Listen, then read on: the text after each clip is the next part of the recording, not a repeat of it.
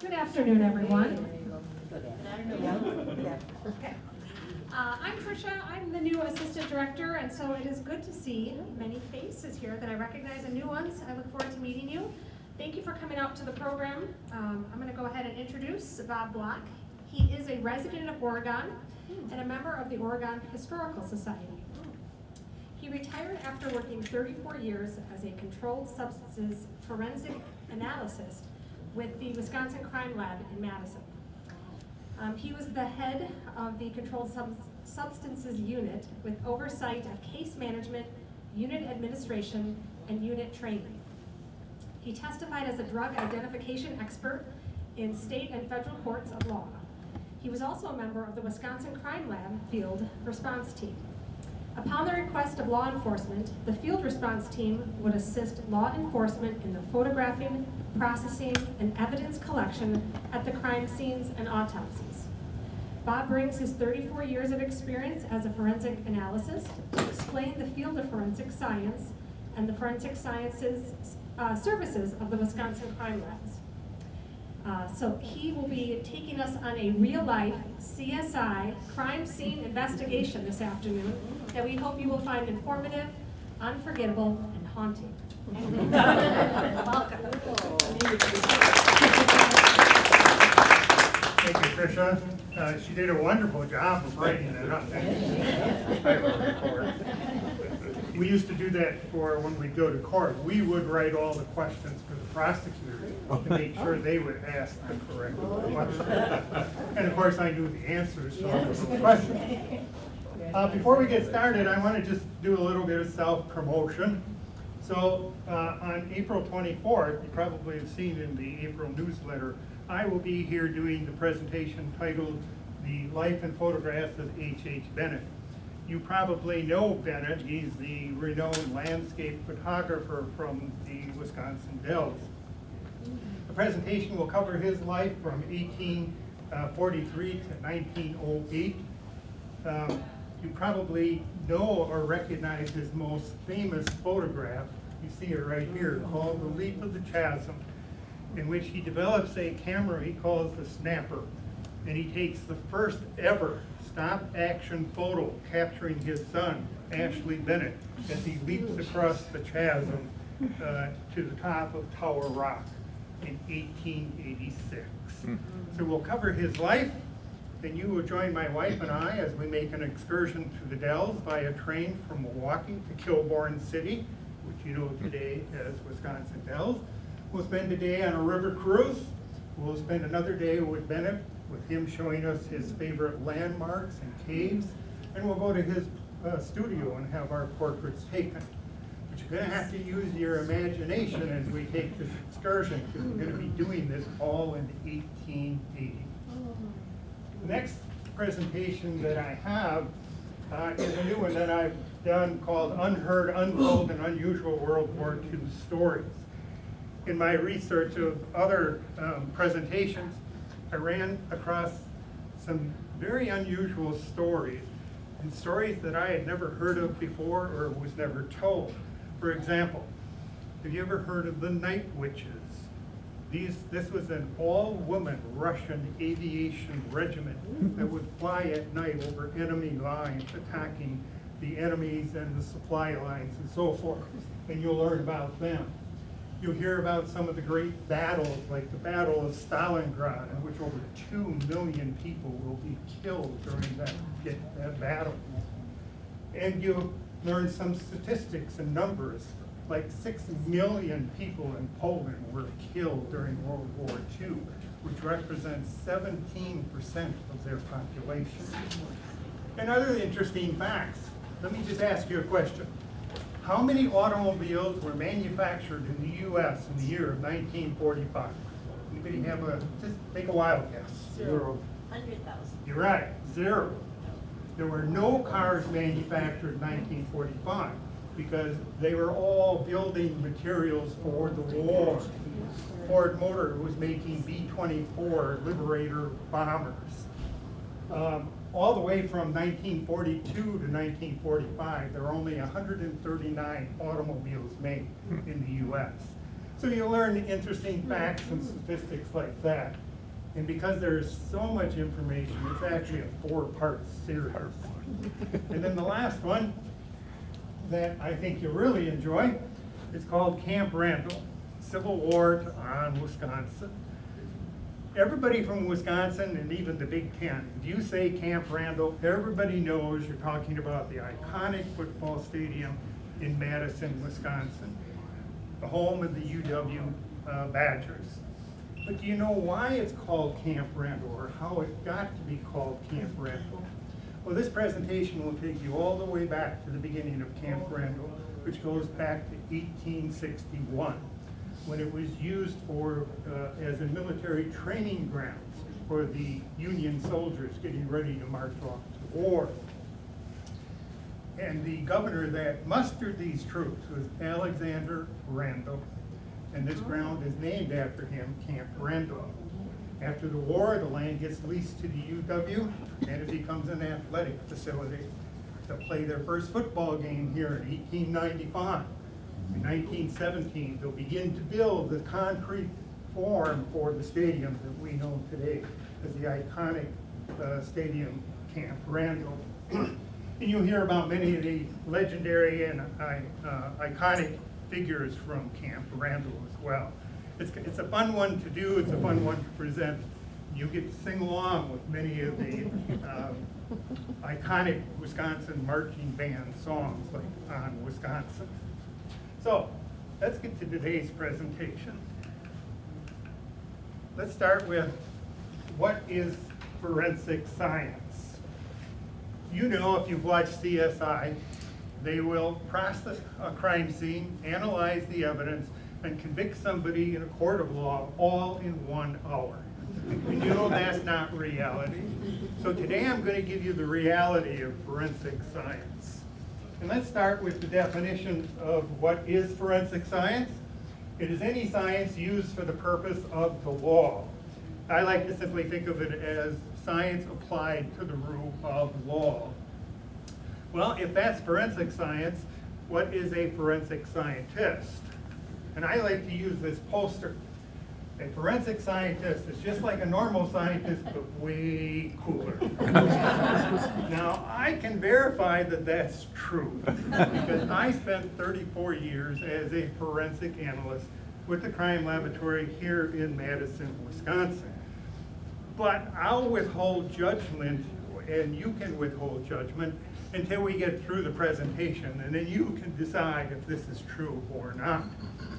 But if we need a definition, a forensic scientist is one who applies scientific methods to analyze and interpret physical evidence in criminal investigations and courts of law. Again, the application of science to the rule of law. Well, Wisconsin has 3 crime laboratories, one in Madison, one in Milwaukee, and one in Wausau.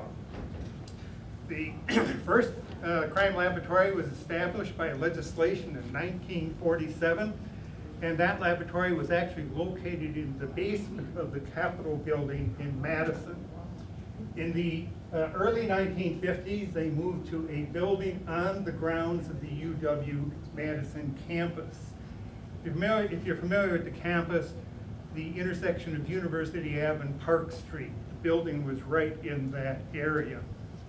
In the 1960s, they will move to this location here on University Ave. This is where I began my career with Crime Lab in 1977. The Crime Lab was from this pillar to the left. Next to it was the Ag Lab. And then attached to that was this portion of the building here, occupied by the Department of Revenue. When I started at the lab in 1977, this building was built to hold a staff of 15. And when I started there, we had 35. We didn't have room anymore for expansion, either for equipment or for personnel. And when I started, they said we'd be getting a new lab soon. And I said, well, when you tell me to show up somewhere other than here, I will believe it. And 25 years later, we get a new lab. When the Department of Revenue moved out, we moved from this end of the building to all of this. occupying both the upper and the lower floor of this building. And that would happen in the early 2000s, and that is where I would retire from in the year 2011. In 1975, they built a lab in New Berlin to service the Milwaukee area. And then in 1983, they built this lab here on the south side of Milwaukee. Now, that lab has an interesting story in itself. At the time that they built this lab, the state was having budget problems, like they typically do, and no new projects were to be allowed or to be built. And so they did not do that here. What they did was they found a burned out grocery store on the south side of Milwaukee, and they did a renovation. That burned out grocery store had one standing wall. And in the process of doing the renovation, they backed into it and knocked down that wall. But it was not considered to be a new construction, but a renovation around the rule. This spring, if they haven't done it already, they will be moving to a brand new facility on the grounds of the Wisconsin Medical College in Wauwatosa. And then in 1991, we opened a third lab in Wausau, Wisconsin. Well, let's talk about the services that are provided by the crime lab, forensic services. And we can divide this into three different units within the crime laboratory. The first is called chemistry. And there are three units within chemistry. The first is controlled substance. This would be the unit that I would oversee for much of my career at the crime lab in terms of doing the chemical analysis, supervising the unit, and maintaining and running the unit. What the controlled substance unit will do is analyze materials for the presence of controlled substance as listed in the Controlled Substances Act. These are drugs that are illegal to either possess and or to sell or deliver. And the source of those controlled substances is generally law enforcement. Now, while I was responsible for correcting this unit, my unofficial title for this unit was head doper. Now, that doesn't mean that I knew that because of using the drug. It was because I had the knowledge on how to analyze these drugs. That would always be an interesting question if they asked in court. How do you know what the effects are? I said, well, I read literature. The next unit in chemistry is toxicology.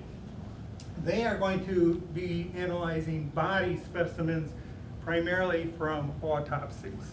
And they're going to screen those samples for the presence of legal and non-legal drugs and poisons and determine if they are in sufficient quantity to have caused death.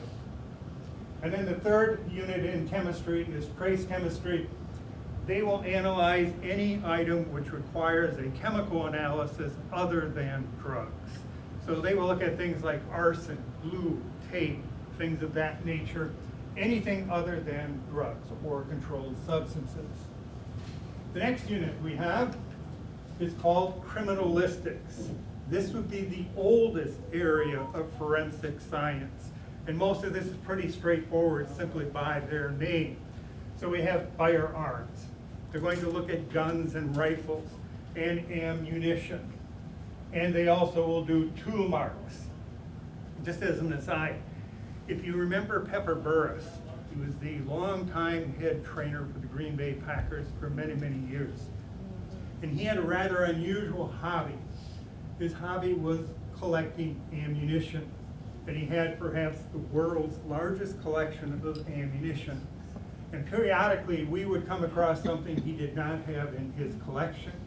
And then we'd make a little swap for ammunition for some Packer paraphernalia. But he was considered an expert, and he is a forensic expert and testified in courts of law for the identification of ammunition.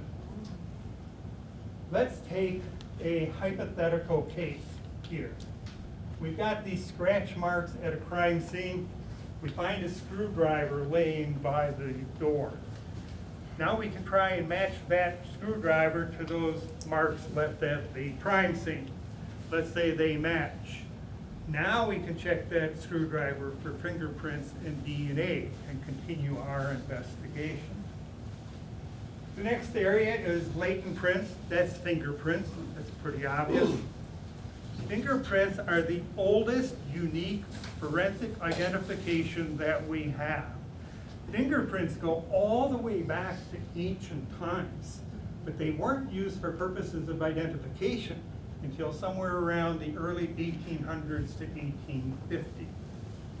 But this was the only way that we could uniquely identify individuals until fairly recently. And they will also do footwear, something like this. I just bought a new pair of Skechers shoes. Nothing unique about them, probably hundreds of thousands, if not millions of them.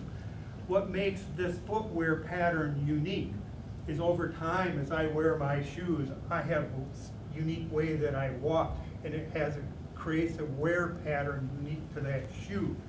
And I may step on something which will cut the bottom of my shoe, leaving a very unique footprint that we could use in terms of trying to match at a crime scene. Now, let's take our screwdriver, because the next unit we have is called Friction Ridge Database. This is nothing more than a computer system filled with hundreds of thousands of fingerprints, which have been either removed from evidence submitted to the crime lab or submitted to the crime lab via law enforcement. If you are charged with a misdemeanor or a felony crime in the state of Wisconsin, you must submit a fingerprint, which will then be put into the database.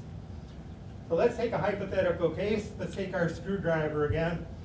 We've got matching scratch marks, and now we find a fingerprint.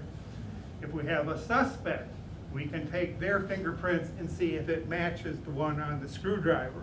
But let's say it does not match, or we don't have a suspect. Now what we can do is go to our database, and this is a statewide collection of fingerprints. And we can begin to search the entire state to see if we can match that fingerprint. But let's say it doesn't match. Now what we do is we go to what's called the Next Generation Identification System, which is operated by the FBI. They have interconnections to all state databases, and then they have their own national database. Now we can begin a nationwide search for that fingerprint. Will we always match it? Maybe, maybe not. If you have never had any purpose for having a fingerprint taken, you are not in the system. It would never find your fingerprint. But if you've been in the military, if you've been charged with a crime, your fingerprint is going to be in the database. Or if you did a grade school excursion to the police department. Yeah, you might. Mine's here. My fingerprint obviously is in the database, because if I'm working a drug case, say a plastic bag of cocaine, and after I've done my analysis, they say, oh, we wanted that checked for fingerprints. Now it goes to the fingerprint identity unit, and they have to eliminate my prints that may be on that bag. It was always nice if they told us that ahead of time, so we would handle it and make sure we didn't leave our prints. Right. The next is forensic imaging. That's obvious. That is photography. And there's primarily two types of photography they will do. We will photograph evidence that is submitted to the crime lab, either for purposes of records or comparison and or for court and charts and so forth. And then the other would be crime scene photography.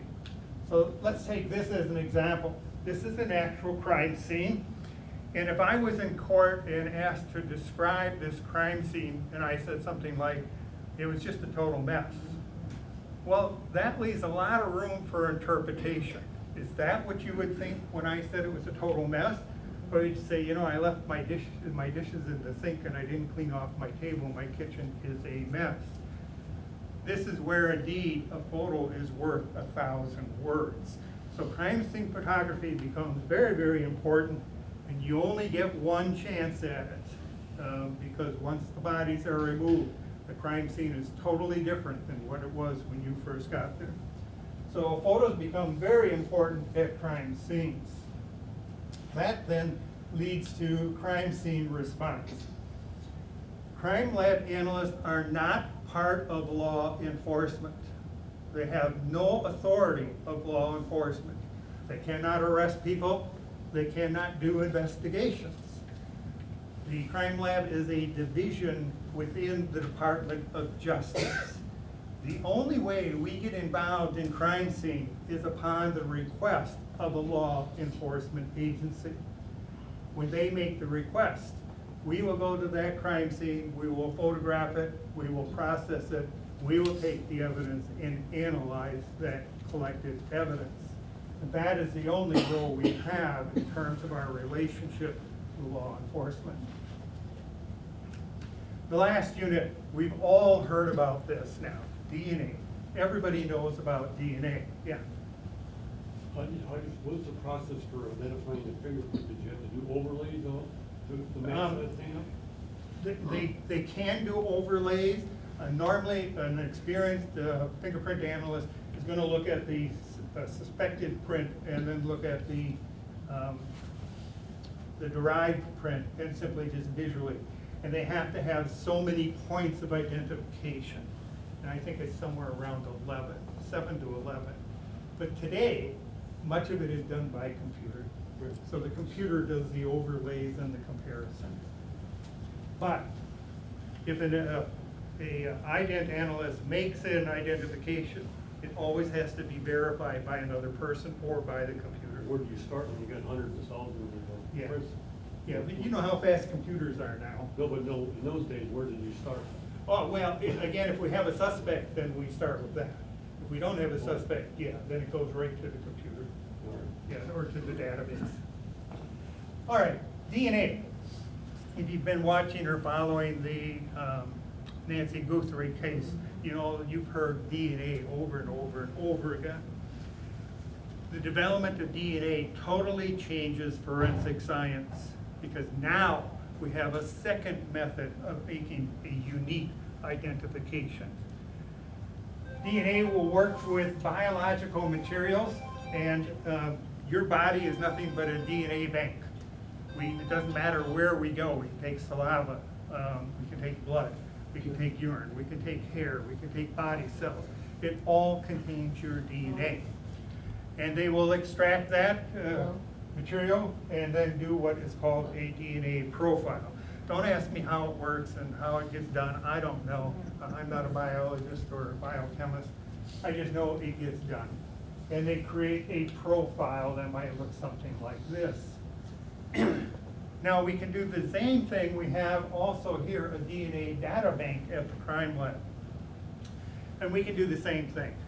Now we have, as we did with fingerprints, let's say we have a victim, they have blood on their clothing.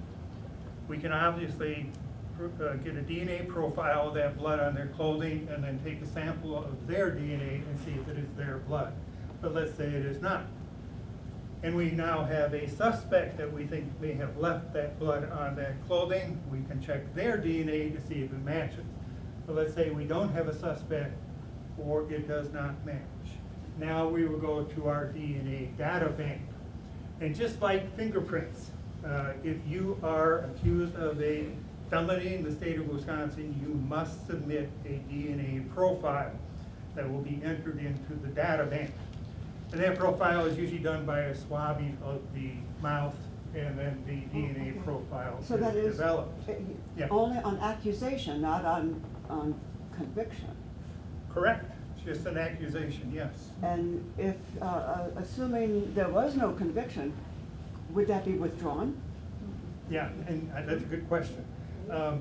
And yes, to answer, her question was, if you are arrested and charged with a felony and you have to submit a DNA profile, and then you go to court and you are found, let's say, not guilty, that profile will stay in the record unless you submit a request to have it withdrawn. And then it will be removed from the data bank. So yes, there is that option to have it removed upon a non-conviction or a non-guilty, or even if the charges are dropped. you could request to have it removed. Yeah. The same is true with fingerprints. Now, let's take our hypothetical case here now, we don't have a match. Now we can go to our state data bank to see if we can find a match anywhere in the state. Where this became very useful was when we first developed DNA. Now we would go and we'd start finding repeat criminals in jail. But they had already committed a number of crimes, but we finally caught up to them when they were in jail.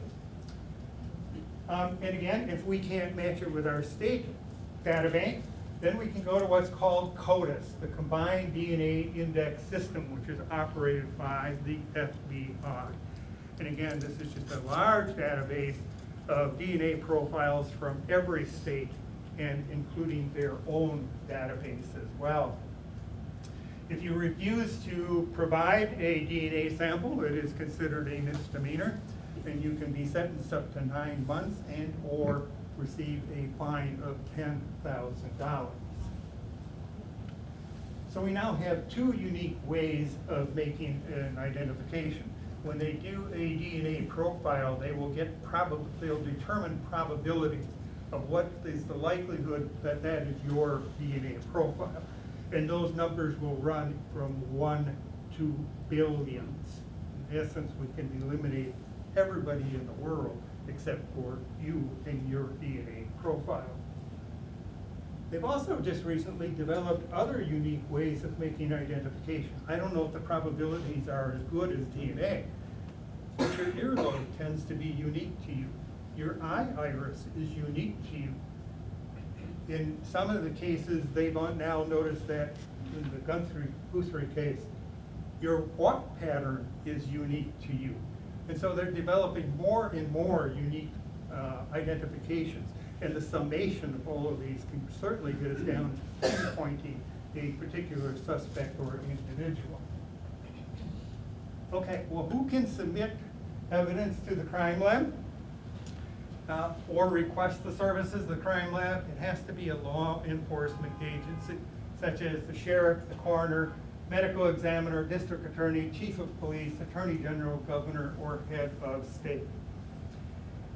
What type of evidence will the crime lab receive or accept? Misdemeanor cases are cases which are violations of the law in which the penalty is less than a year in a county jail and or a fine. The crime lab will only accept certain misdemeanor cases, such as the possession of certain controlled substances, like marijuana, cocaine, and some of the other lower scheduled controlled substances. And then we have criminal or felony cases. These are cases in which the violation of the law will result in a penalty of more than a year in a state or federal prison and or a fine. The crime lab will accept evidence from any criminal or felony case. So, that now, whoops, I forgot here. The analyst will go to court and they will testify as an expert in their field of forensic science. The way that is determined is you will go to court and they will do a process called voir dire, in which the prosecutor will lay out the foundation of your expertise based upon your education, your training, how many such cases you've worked, and how often you've testified in a court of law. In most cases, or many cases, the defense will simply stipulate to those qualifications, and the court will then accept that individual as an expert in their field. If the defense doesn't stipulate to that, they will then do cross-examination, trying to eliminate you or cancel you as an expert in your field. In all the years, the 34 years that I was there, I don't recall any analyst ever being not considered an expert. Now, why is that the case? Before you ever go to court and testify, you go through months, if not years, of training before you ever get into a courtroom.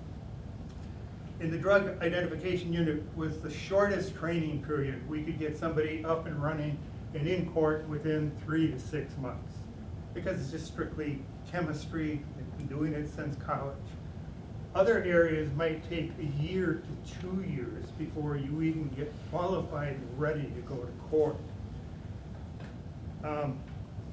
I would take my analyst and I would work with the UW Law School, and we would hold mock trials where the students would be the prosecutor and the defense, and they'd bring either an attorney or actually a judge to act as the judge, and they'd bring in a psychology class to listen to the testimony of, usually it'd just be the undercover officer and the chemist.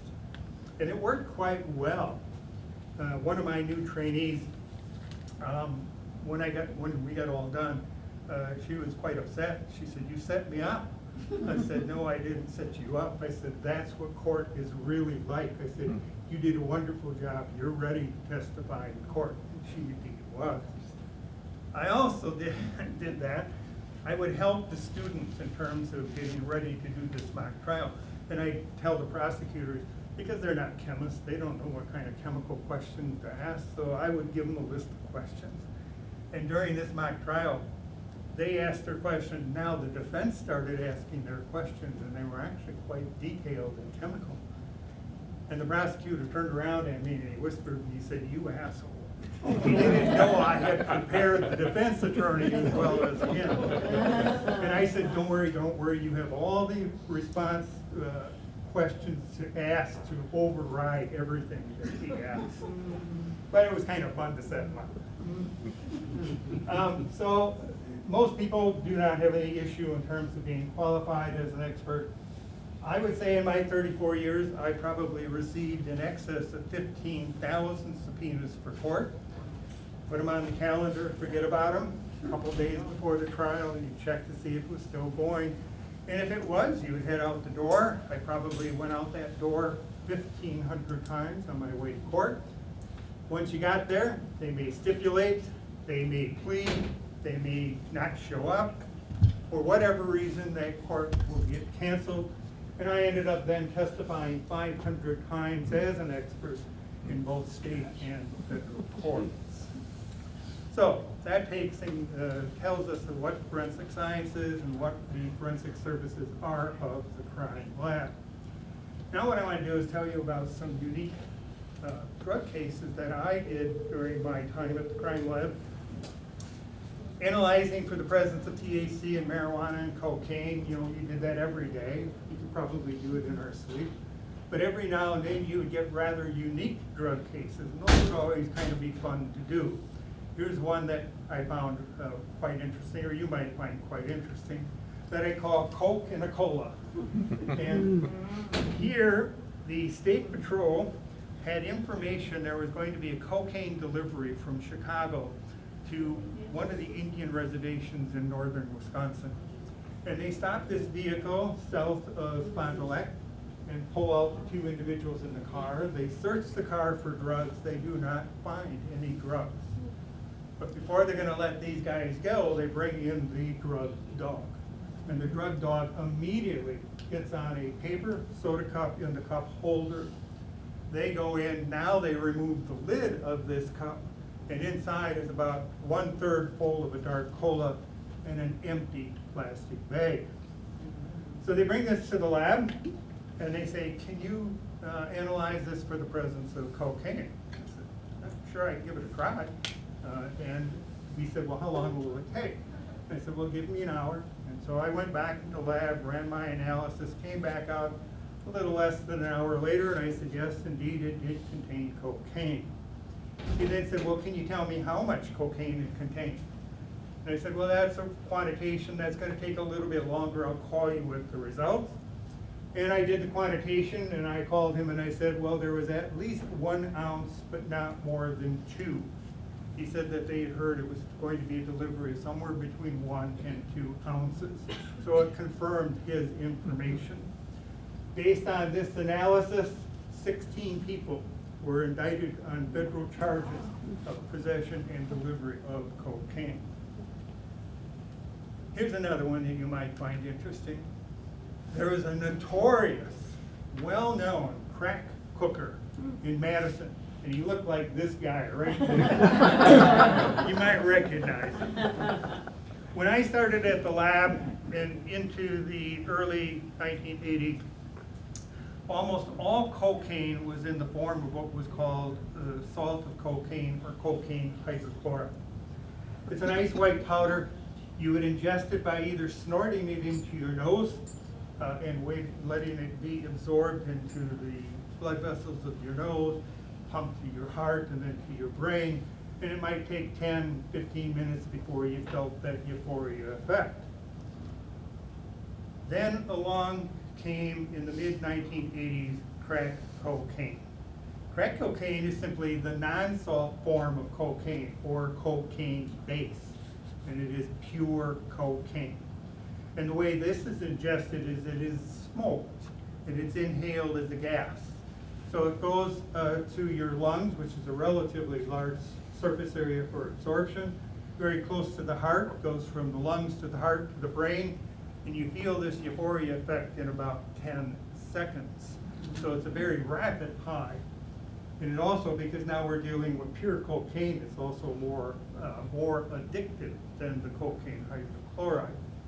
Well, because this was so new, I would make this for law enforcement, state prosecutors, so that they could see how it was made, what the different forms look like, how to do the screening test to determine which form they have. And perhaps the most famous time I made this was I made it for our Wisconsin State Supreme Court justices. When Shirley Abrahamson was the Chief Justice, she thought it would be worth their time to come and tour the crime lab to see what services we provided to law enforcement. And each unit was given 5 minutes to describe what it is that we did. And I thought, how do I tell them in 5 minutes what I've been doing for a lifetime? So I thought, well, instead I'm going to make crack cocaine for them. So they came into the lab, I told them to have a seat. I got out my microwave, I got out my beaker and filled it with water. I dumped in my cocaine hydrochloride. Remember, it's a salt. It's going to dissolve in water just like table salt. Now I need to convert it from the salt to the base. So I add my magic ingredient, which is sodium bicarbonate. You probably know it is baking soda. That will cleave the hydrochloride and now leaves the cocaine in the base form, swirling around in that water. Now how do I get that cocaine base out of the water? Well, cocaine base melts at 97 degrees centigrade. Water boils at 100 degrees centigrade. So now I take my beaker, I put it in my microwave, and I begin to heat it. As the water approaches its boiling point, the cocaine base will form an oil, and it will float to the top of that water. If I get enough of it, it'll begin to glob together and settle to the bottom of the beaker. Now I just take the beaker out of the microwave, just set it on my table or my bench, and let it cool down, and that oil will solidify into a white solid. Now, I could speed that whole process up, which I did by adding cold water and doing some stirring and mixing. But the long and short of this is, from beginning to end, it took me 3 minutes to convert it from cocaine hydrochloride to cocaine base. And one of the judges said, "It's that easy to do?" I said, "It's that easy to do." They were under the assumption this was some complicated chemical process that could take hours or days, and they just realized how quickly it could be done. I'm willing to bet that 10 years after they had come and taken that tour of the crime lab, if you'd asked them, what do you remember of your tour of the crime lab? They would have said, I remember that guy being crack cocaine. They won't remember who I was, but they would remember the fact that somebody made crack cocaine for them. All right. I could give you many, many more examples of unusual drug cases, but we'll move on now, and we're going to play CSI. All right?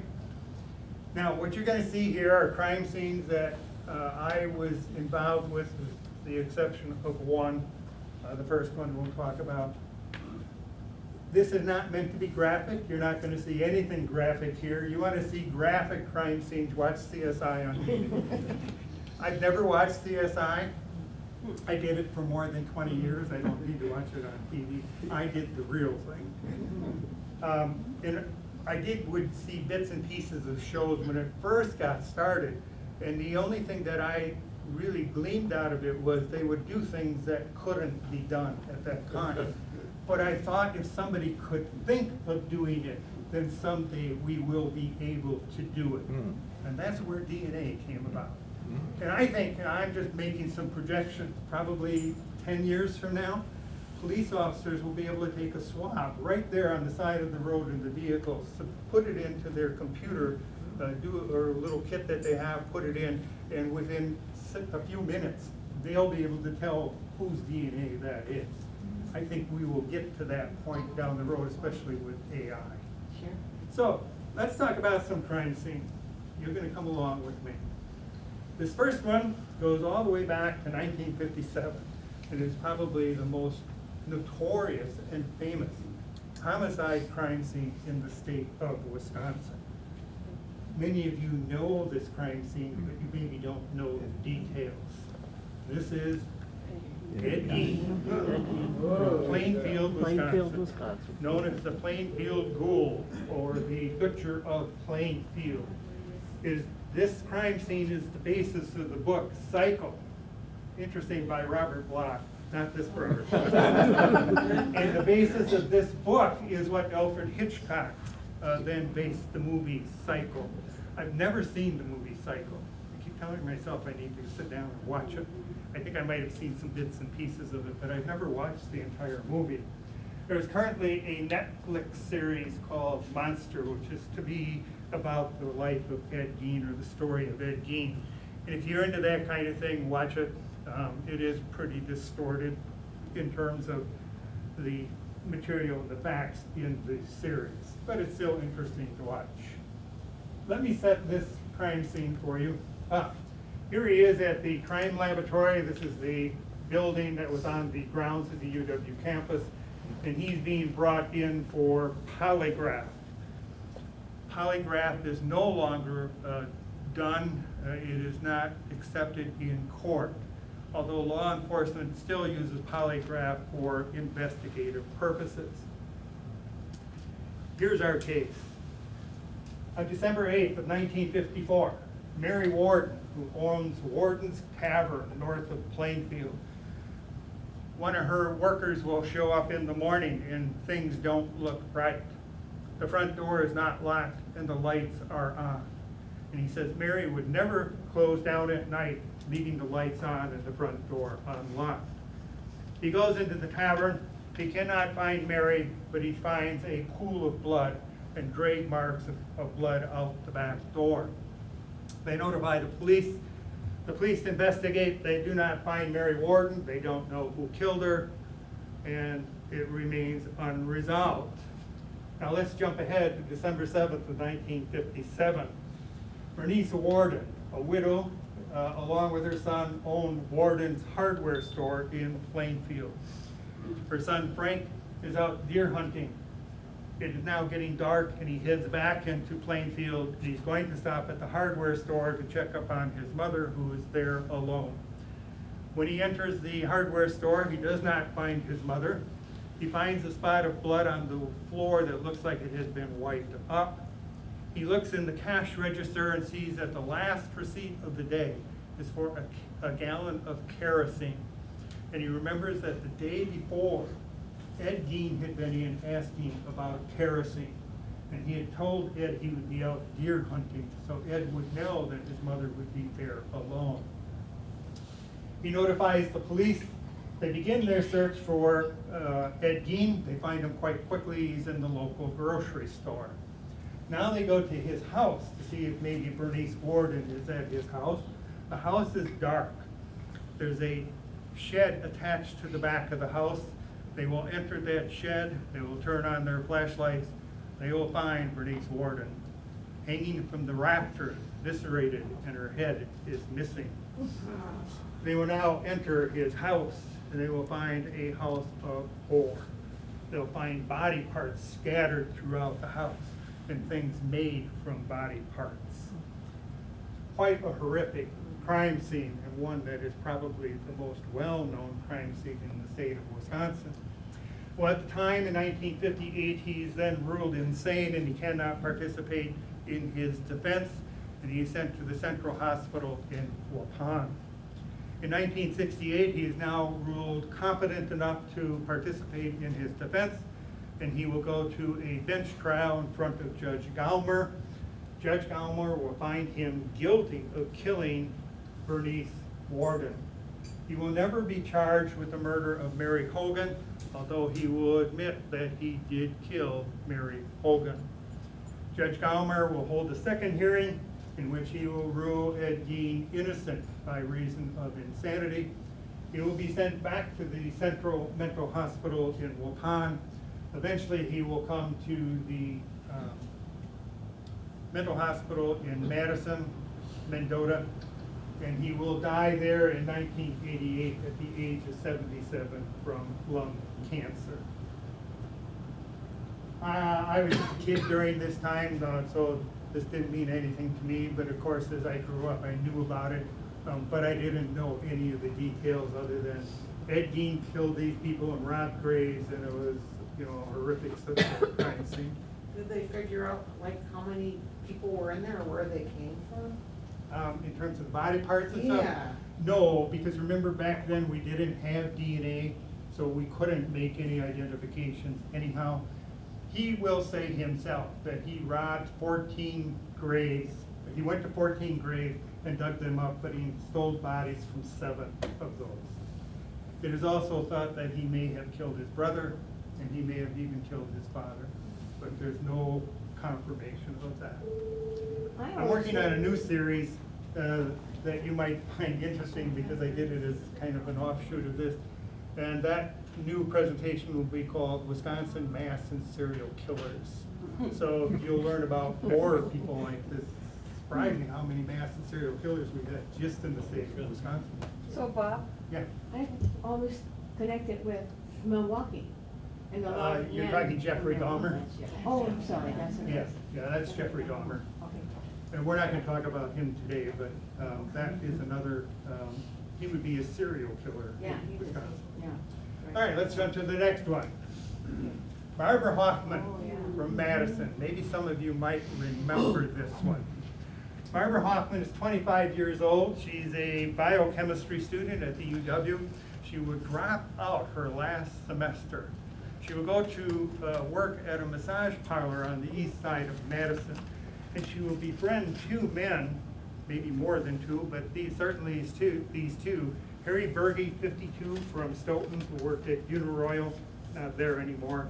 And Gerald Davies, 31, who works as a shipping clerk at the UW. And these 2 men don't know about the relationship she has with the other man. On December 24th of before we get to that, Barbara Hoffman on Harry Berge will take out a $35,000 life insurance policy on him. And with Gerald Davies, she will take out a $750,000 life insurance policy. On December 24th of 1978, she will go to Gerald Davies' apartment house and ask him to help her move Harry Berge's body that she found 2 days prior in her apartment. He would go over to her apartment and find Harold Berge's body behind a dumpster, and he will help her to move this body to the Black Hawk Ski Club north of Middleton. Now, he's feeling guilty the next day, and he goes to the Madison police on December 25th, 1978, and tells them the story of what he has just done. They find this pretty unbelievable and pretty weird, but they will go with him out to the Black Hawk Ski Club, and indeed they will find the body of Harry Berge.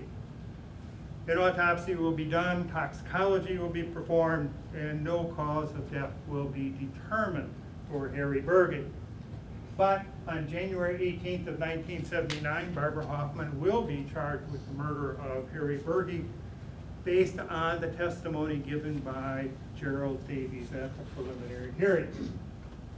And on January 21st, she'll post a $15,000 bond and be released awaiting trial. Now, on March 24th, 1979, Gerald Davies will write a letter to each of the papers in Madison and to Barbara Hoffman's attorney saying, regardless of what I testified to at the preliminary hearing, Barbara did not kill Harry Berge. Well, then who did kill Harry Berge? We don't know. Next day, March 25th, Gerald Davies is found dead in his bathtub with a bottle of Valium sitting on the edge of the tub. Again, an autopsy is performed. Toxicology is then done. The toxicologist will find Valium in the body of Gerald Davies, but not in sufficient quantities to have caused death. So what killed Berge and Davies? We don't know. Interestingly enough, and I'm going to mention his name, Al Wilimowski. He was a firearms expert, worked at the crime lab like I did for 34 years. They're ahead of me, although I worked with him. And he was renowned nationally. He actually testified at the rifle used by Oswald to kill Kennedy. He happened to be walking past the tox unit, and he says the toxicologist determined what killed Berge and Davies, and the toxicologist said, no, I didn't. And offhandedly, Al Wilimowski said, did you check for cyanide? The toxicologist said, no, I did not. So he pulls out the samples from Gerald Davies, and he does the analysis, and he determines that there is 2.5 times the lethal dose of cyanide in the body of Gerald Davies. Well, that only raised questions then about Harry Berge. So now he goes back and he performs again the analysis on Harry Berge, and he determines that it contains 35 to 40 times the lethal dose of cyanide in Harry Berge. Barbara Hoffman is now charged with the murder of both Harry Berge and Gerald Davies. She will go to court in 1980. This will be the first homicide trial televised in the state of Wisconsin. The jury will hear the case, and they will come back with a verdict, which will be that she is guilty of killing Harry Berge, but innocent of killing Eric Davies. Why? I don't know. Eric Davies had a much, much larger life insurance policy. I once had a judge say to me that there are two things you never know about a jury. You never know what is on their mind, and you will never know how they will rule in a court of law. And that seems to be the case here. Now, interestingly enough, after she's found guilty, she is asked to make a statement, and she makes the following statement. I am not guilty of the crime I have been charged with and been found guilty of. What did she mean? Is that kind of a coded message? There's all kinds of conspiracies. I'll let you go ahead and do the research on it if you're interested, or I can tell you later if you want to stick around. But as to who killed Harry Berge and who killed Gerald Davies. But what she told me in that message, my interpretation was, the jury screwed it up. I indeed did kill Eric Davies, but I did not kill Harry Berge, is what she was saying. Doesn't matter, I guess. Either way, she ends up on July 2nd of 1980 being sentenced to life in prison, and she is still there today. Next case, the Coons family murder. Now, many of you are probably aware of the father Coons up in Lodi who was killed. That case is totally separate from this Coons case. The Coons family lived in the rural area outside of Wausau, Wisconsin. Everything that you've seen and will see are representations of what I saw at the crime scene, except for this one. This is the actual house that we would go to up here outside of Wausau. It's the only one that I remember that it happened the day that it happened, which was July 4th, holiday. Of course, I'm home enjoying myself, and off we go making this field run. And it was extremely hot that day, somewhere around 90 to 95 degrees. Let me lay this crime scene for you. Kenny Coons, he goes to the fireworks in Wausau on July 3rd.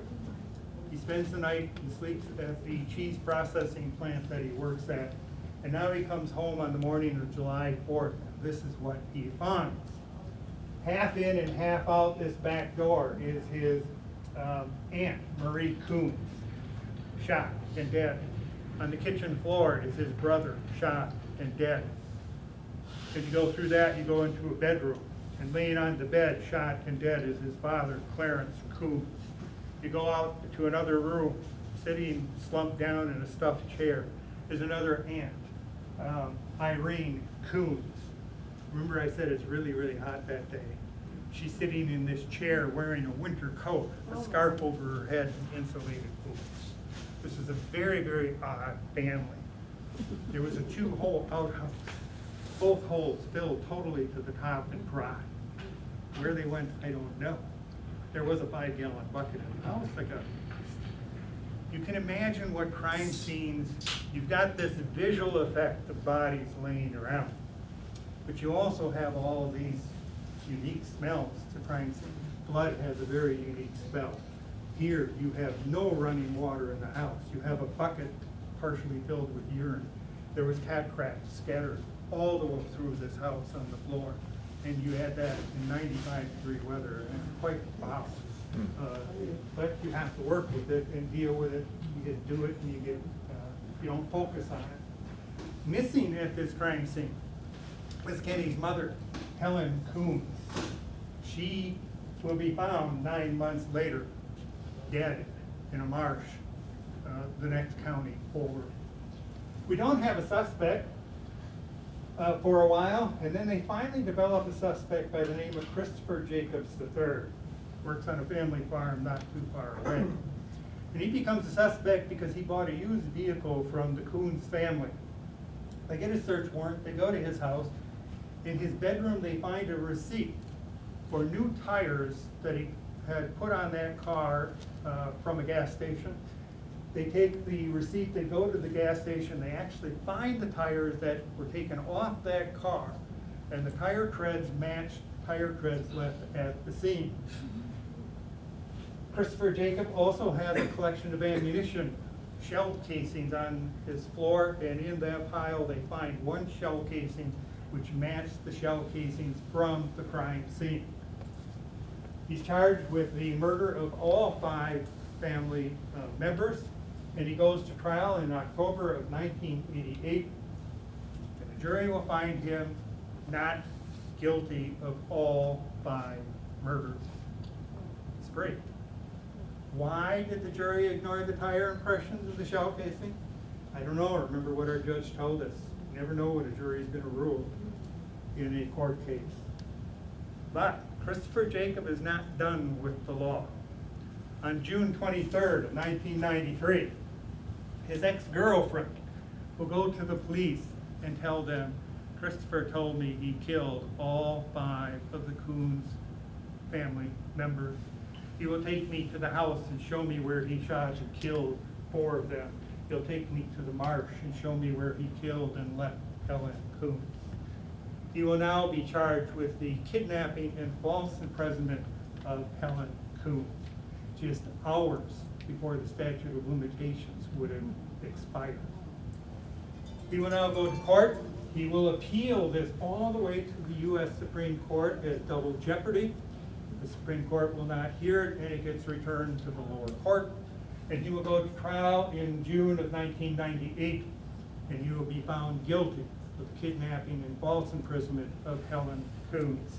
And he will be sentenced to 31 years in prison.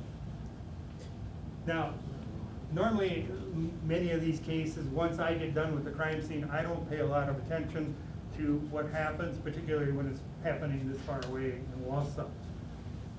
But in my research, I found out that in 2020, he was actually released on probation.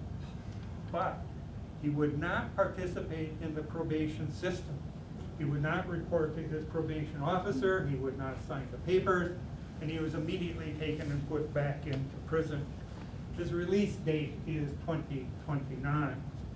You can see what 30 years of prison does to you. This is when he was at trial, and here he is today, 30 years later. Was there ever a motive established? I'm sorry? A motive? Was there ever a motive established? The thought is that it was robbery, because they were reported to have a fair amount of money around. Well, either he panicked after he shot everybody and he didn't search the house, or he didn't do a very good job of searching the house. Because when I was searching the house, there was a coat tree with 5 or 6 purses hanging on it. And she would just grab a purse and go and take the cash out of the purse. Those 5 or 6 purses had somewhere around $15,000 in cash. And either, as I said, he didn't find it, or he rushed out and never actually did the search. How come he didn't get life? I'm sorry? How come he didn't get life in prison? Um, That's a lot of people dead. Because I would assume that for that crime, that was not a life penalty. There's If it had been, if he had been charged with the murders, that would have been a life sentence, but because he was found not guilty, and you can't be charged again once you've been found not guilty. Well, my question is the opposite of that, and that I thought 31 years might be an excessive amount for the imprisonment of Helen. And wondering if the jury, or whoever assigns the years, had the other 5 deaths in mind. The jury doesn't determine the penalty, the court determines the penalty. Okay, so. The jury simply finds guilt or innocence. It is up to the court to determine the penalty. So was the 31 years consistent with what happens in just exactly that case? I don't know what the range of penalty is for this kind of a crime, but I'm assuming that because of the fact that he did kill them, he probably got the maximum sentence they could give him. I don't know it, I'd have to research that. But that is a long sentence, so I would assume he got the max for that penalty. All right, let me go to the next one. Did it, when he's released in 1929, that's only 3 years from now. Oh, yeah, yeah. Yeah, Yeah. and, you know, I'm thinking about, so, they can't retry him on anything, but will there be something through the prison sentence? Or, yeah, that will, the I guards just- could notice some mental defect or something that, No, by law, once you've served your penalty, you are released, nothing.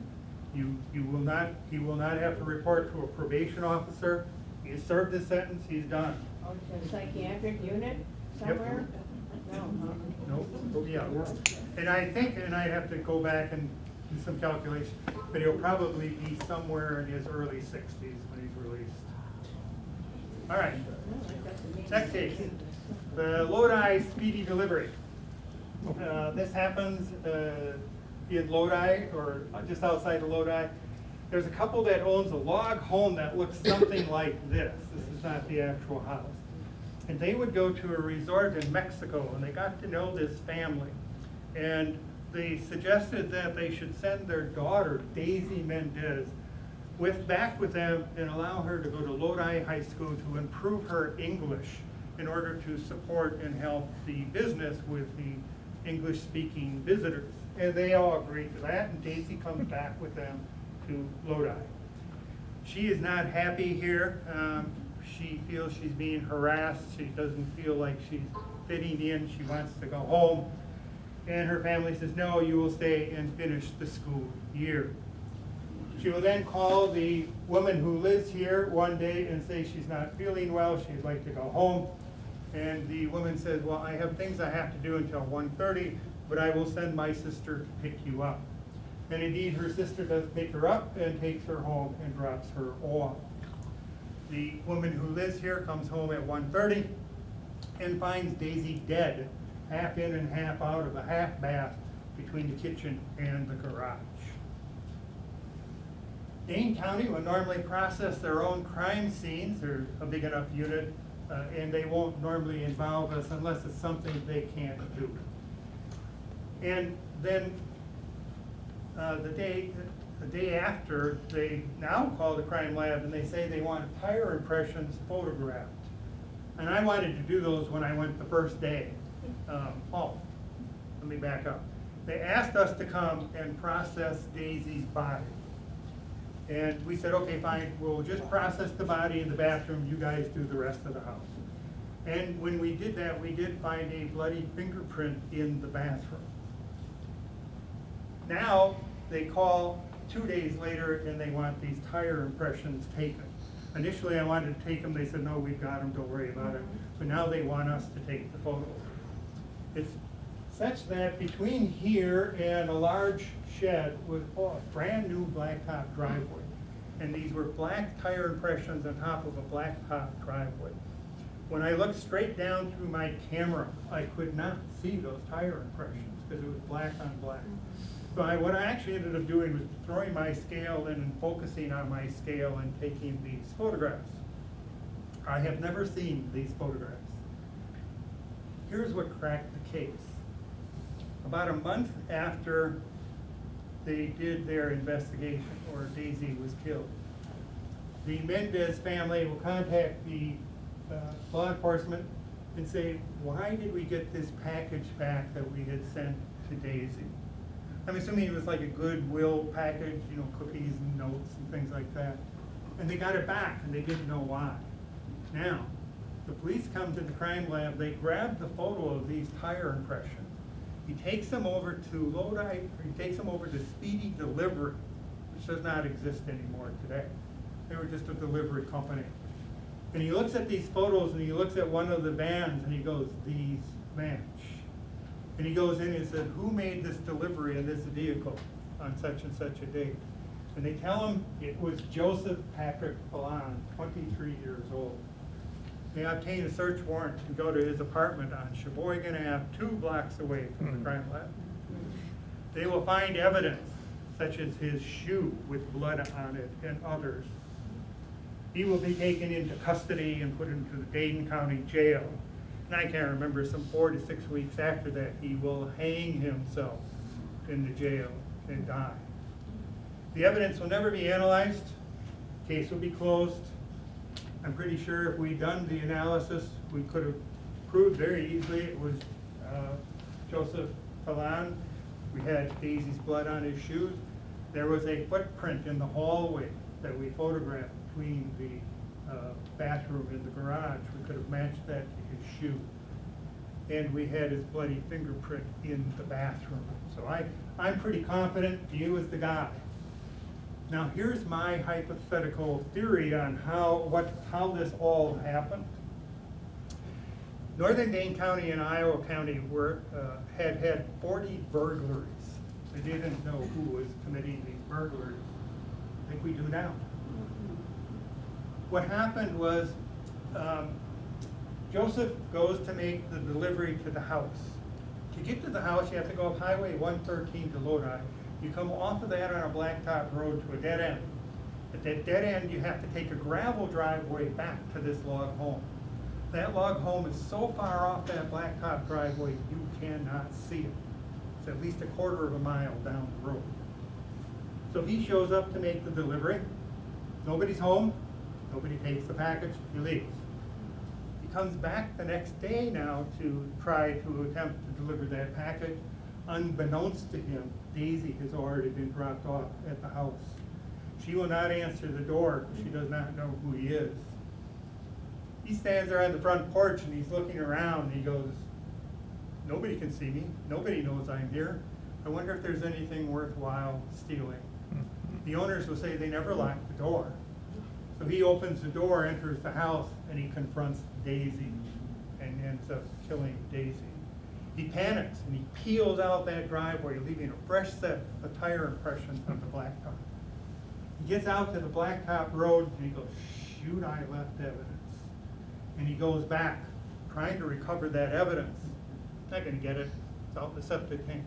We got it, not of any use to us at that point, contaminated. And we weren't even doing DNA back at that time. And in his frustration, he tears off the toilet seat, takes the toilet seat and the phone, cordless phone, and he throws them in the dumpster in Lodi on the rest of his delivery. But again, in his panic, he takes off, leaving a second set of fresh tire impression. If he hadn't panicked and he just slowly driven out, we probably would never have known who killed Daisy. Many crime scenes and many crimes are solved not because necessarily of the genius of law enforcement, well, many of them have been, but because of the stupid mistakes made by the criminals. And this would be a classic example of that. Well, I'm gonna wrap up here with one more crime scene that I think you might find very interesting, called the Reedsburg Paranormal Crime Scene. If you're like me, I didn't believe in paranormal. I said, you know, whenever it happens to me, I'll believe it. Well, I've had 3 occasions of paranormal experience. I'm not gonna go into the details of the first 2. If you wanna know about them, stick around, I'll tell you about them after we get done. That means ghosts? But I'll tell you about this one. I'm sorry, I what? didn't know what paranormal. Paranormal? Real broad definition, out of the normal. Normally involves spirits, Oh, all right, ghosts, ghosts. all right? I had a paranormal experience here in Reedsburg. Here's our case. November 7th, 1983, Aaron Douglas in Reedsburg will shoot his mother. He will shoot his sister. And then he will take and kill his 6-year-old sister as well. After he, and so therefore we get called into this crime scene. Most crimes don't conveniently happen between 8 and 5 when you're at work. You know, you go to work, you go home, you have supper, you watch TV, you go to bed, and the phone rings. And that's what happens here. So we get at Reedsburg at 11 o'clock at night. And the first thing you do at a crime scene is you photograph the bodies so they can be removed and sent for autopsy. And so we work until 3 a.m. We go and try to get a few hours of sleep. And now we come back to the crime scene at 8 a.m. the next morning. Stationed outside the back door is a deputy to keep the scene secure. And across the street are the other 2 crime lab analysts looking for a bullet that went through the wall of the house. So I enter the house, I'm in there all by myself. I get my camera and I hold it up. I'm standing in the kitchen looking towards the front door. And before I take a single photo, I start hearing screaming. I hear gunshots. It's as if I'm standing there watching this whole thing happen. I see Aaron shoot his mother on the sofa. I see him shoot his sister at the front door. I hear his little 6 or 8-year-old sister, her footprint or her feet pounding as she's running down the hallway to her bedroom, and I hear him running after her. And at that point I'm going, this is just too weird. I have to get out of here. So I leave the house, don't say anything to the deputy, go across the street, then indeed they find the bullet. It hit the neighbor's garage door and bounced into the driveway. Never said a word to them. And now we go back and we all go into the house to finish our processing of that crime scene. Everything is quiet. Interestingly enough, I did this a couple of weeks ago, this presentation in Fitchburg, and there were 3 or 4 former crime lab analysts at that presentation. None of them had ever heard this story. I had never told anybody. Now, my question in my own mind is, was this really a paranormal experience, or was it just something that I think that I saw? And I never really knew, never really gave it a whole lot of thought, but when I was doing my research for this presentation, what I found out was, on the night of the murder, the only thing I knew was that Aaron Douglas was the one who did the shooting and the killing. That's all I knew. But in my research, I found out that after he killed his mother and 2 sisters, he calls the police. He dials 911 and he said, "I killed my mother, I'll be in the basement." So the law enforcement shows up, and indeed he's in the basement, and they will take him into custody. And what I found out in my research was he gives a confession to the police of what he did. And I am reading his confession, and he is saying everything in the order that I was seeing it as I stood in that living room watching that crime scene go about. His confession, in my mind, confirmed that indeed this was a paranormal experience.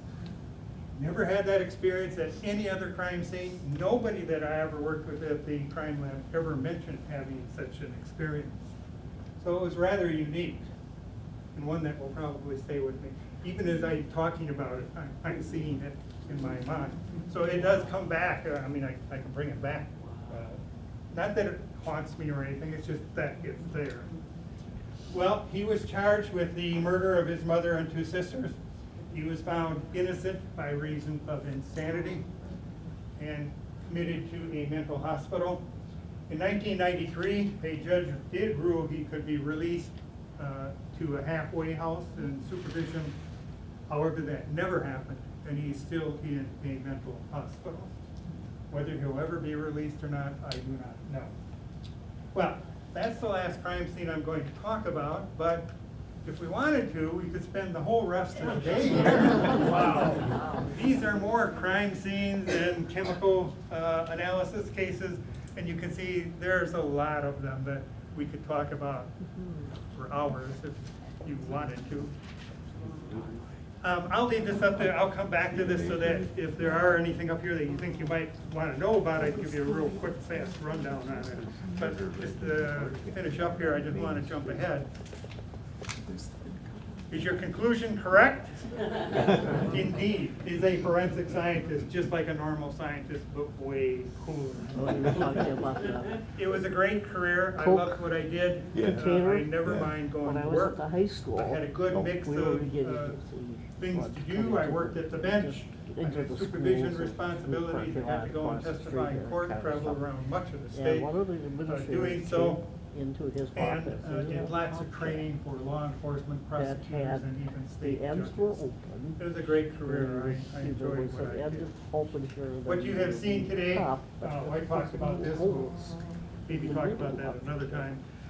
What you saw in terms of the services of forensic science comes from this marijuana handbook, or Division of whatever Forensic was Science in that. Evidence Handbook, which is And, available I to think all that law was enforcement found out in agencies. the, You can go online and you in can the read it dumpster. all the way through if you want to see It was just really how law interesting, enforcement and then are to we collect would have the samples and dogs submit them run to the lab.